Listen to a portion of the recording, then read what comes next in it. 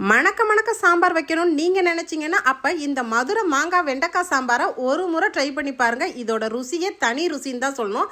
இந்த சாம்பார் நீங்கள் வச்சிங்கன்னா உங்கள் வீட்டுக்கு வராதவங்க கூட வீட்டுக்கு விருந்தாடியாக உடனே வந்துடுவாங்க. அம்புட்டு ருசின்னு தாங்க சொல்லணும். இந்த டேஸ்டான சாம்பாரை எப்படி நச்சுன்னு ஒரு 4 டிப்ஸை ஃபாலோ பண்ணி செய்யலான்றதை பார்த்திடலாம் வாங்க.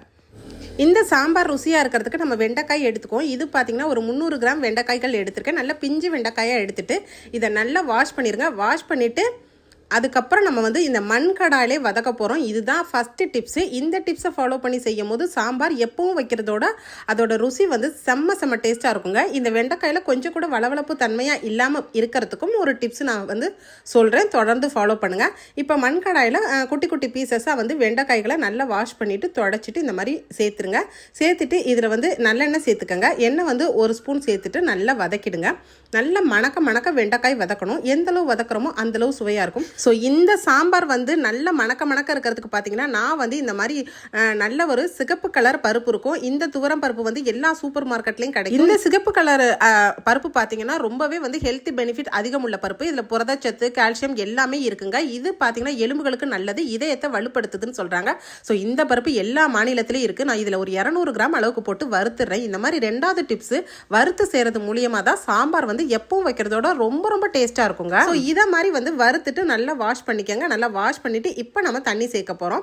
இது இந்த பருப்பில் நம்ம சின்ன வெங்காயம் ஒரு 6-7 வெங்காயம் சேர்த்துக்கங்க. இதோட தக்காளி பழம் ஒரு பெரிய தக்காளி பழத்தை கட் பண்ணி சேர்த்துட்டு கரெக்டாக ஒரு 3 டம்ளர் அளவுக்கு தண்ணி இதில் ஆட் பண்ணிக்கங்க. இதில் தண்ணி சேர்க்கறது மட்டும் இல்லாமல் இது வந்து நமக்கு வந்து துவரம் பருப்பு வாயு தொந்தரவு இருக்கக்கூடாதுன்றதுனால நான் இதில் வந்து கொத்தமல்லி தலைகள் அதோட வந்து பூண்டு வந்து ஒரு 2 பீஸ் வந்து தட்டி போட்டுக்கோங்க.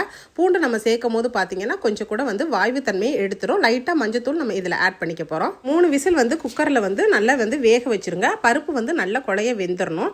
பருப்பு வந்து முழுசாக இருக்கக்கூடாது. கரெக்டாக 3 விசில் மட்டும் வைங்க. இப்போ வெண்டைக்காய் வதங்குதான்னு பாருங்கள். இப்போ அந்த மாதிரி நூல் மாதிரி வராததுக்குரிய சூப்பரான டிப்ஸ் தான் நான் வந்து 3வது டிப்ஸ் சொல்ல போகிறேன். இதில் லைட்டாக வந்து 1 ஸ்பூன் தயிர் சேர்த்து வதக்கும் போது கொஞ்சம் கூட அந்த நூல் மாதிரி வராது. அதே டைம் வந்து வெண்டைக்காய் வந்து நல்லா வதங்கிடும். ஸோ இது அப்படியே இருக்கட்டும். இப்போ அடுத்து வந்து ஃபைனலாக இதில் நம்ம சேர்க்கக்கூடிய அந்த சூப்பரான பொருள் என்னென்னா முருங்கைக்காயும் மாங்காயும் தான். இந்த முருங்கைக்காய் மாங்காயை லைட்டாக ஒரு கொதியில் வேக வச்சுருங்க. இப்போ ஒரு நெல்லிக்காய், குட்டி நெல்லிக்காய் அளவுக்கு புளியை வந்து ஊற போட்டுடலாம். ஸோ இது அப்படியே இருக்கட்டும். மாங்காய் போடுறதுனால புளி தேவையே கிடையாது. கொஞ்சமாக புளி எடுத்துக்கோங்க. இப்போ பருப்பு நல்லா 3 விசிலில் குழைய வெந்துருச்சு பாருங்கள். இந்த மாதிரி வெந்ததுக்கப்புறம் நல்லா வந்து கரண்டியிலே வந்து நீங்கள் மசிச்சு விட்டுறலாம். சில பேர் வந்து மற்ற வச்சு கூட கடைவாங்க. ஸோ அப்படி கூட நீங்கள் கடைஞ்சிடலாம். ஸோ இப்போ நல்லா வதக்கின வெண்டைக்காய்களை நம்ம இந்த துவரம் பருப்போட அப்படியே நம்ம வந்து இதோட சேர்த்துருங்க. சேர்த்துட்டு நல்லா வந்து கலந்து விட்டுருங்க. இப்போ நம்ம மாங்காயும் முருங்கைக்காயும் இதோட சேர்த்தலாம். ஸோ இது 3மே வந்து ஒரு பக்காவான சாம்பாருக்கு காம்பினேஷன் சொல்லணும்.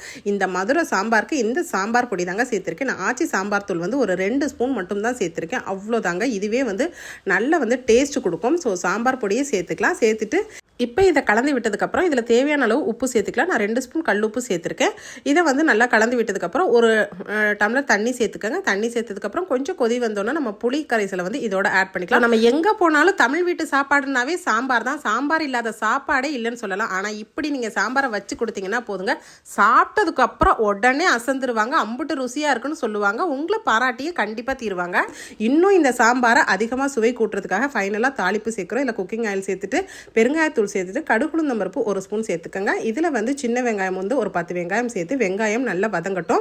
இந்த 4வது டிப்ஸ், இந்த தாளிக்கிற டிப்ஸ் தாங்க ரொம்ப முக்கியம். இந்த மாதிரி ஒரு தாளிப்பை சேர்த்து நீங்கள் சேர்க்கும் போது தான் சாம்பார் வந்து செம்ம டேஸ்ட்டாக இருக்கும். இதில் ஒரு தக்காளி பழம் லைட்டாக சேர்த்து கொத்தமல்லி தலைகள் போட்டு நல்லா வதக்கிடுங்க. என்னங்க நீங்கள் தாளிப்பு சேர்க்கும் போதே பார்த்தீங்கன்னா வீட்டுக்குள்ளே வாசனை சாம்பார் அப்படி கமன்னு இருக்கும். மதுரை மாங்காய் வெண்டைக்காய் சாம்பார் அப்படி ஒரு ருசியாக இருக்கும். முருங்கைக்காயும் போட்டிருக்கிறதுனால செம்ம ருசிங்க. ஸோ நீங்கள் எப்பவும் வழக்கமாக சாம்பார் வச்சுருப்பீங்க. ஆனால் நான் சொல்லக்கூடிய இந்த 4 டிப்ஸை மட்டும் ஃபாலோ பண்ணி நச்சுன்னு இப்படி மணக்க மதுரை சாம்பார் வச்சு பாருங்கள். அசைவ சாப்பாட்டு பிரியர்கள் கூட இந்த சாம்பாருக்கு அடிக்டாகவே ஆயிடுவாங்க. அந்த அளவுக்கு அம்புட்டு ருசின்னு தான் சொல்லணும். ஸோ நான் வச்ச சாம்பார் சுடு சாதத்தில் அதுவும் மண் பானையில் வச்சு சர்வ் பண்ணேன். அவ்வளோதாங்க. எங்கள் வீட்டு பசங்க ஓடி வந்து அவ்வளோ லைக் பண்ணி சாப்பிட்டாங்க. எந்த வித சைடிஷே வேணான்ட்டாங்க. அந்த அளவுக்கு அம்புட்டு ருசியாக இருந்துச்சு.